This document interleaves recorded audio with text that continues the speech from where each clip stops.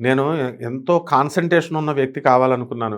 ఆ కాన్సంట్రేషన్ వినాయకుడిలో ఉందని గమనిస్తాడు హ్మ్. వ్యాసుల వారు. హ్మ్.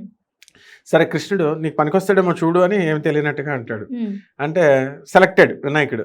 వినాయకుడిని సెలెక్ట్ చేసి అప్పుడు మహాభారతం ఒక గుహలో కూర్చొని ఇద్దరు మొదలుపెట్టారు. ఇది కృష్ణుడి కొడుకైనటువంటి సాంబుడికి ఇష్టం లేదు. హ్మ్. ఎందుకు సాంబుడు కొంచెం మొదట్లో ఆయన శివ అంశతో పుడతాడు. అతనికి కొంచెం జలసీ వస్తుంది.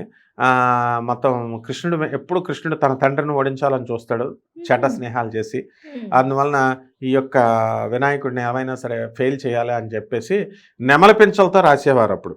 హ్మ్. ఆ నెమలి పింఛలన్నీ కూడా అన్ని దేశంలో అన్నీ పోగేసుకొని తెస్తారు వీళ్ళు. తెస్తే అన్నీ విరిచేసి ఒకటి మాత్రం ఉంచుతాడనమాట సాంబుడు. హ్మ్. ఎందుకు వినాయకుడికి ఆ గుడ్ నేమ్ రాకూడదని. ఓకే. మరి అప్పుడు కూడా ఉన్నాయి పాలిటిక్స్ పైకి హ్మ్. రాకుండా చేసేయాలని. హ్మ్. ఆదిత్యరామ్ ఒక్కడే కాదు. అయితే అయితే ఆ! అప్పుడు ఈ కూర్చొని ఇక ఈ రాస్తా ఉన్నాడు.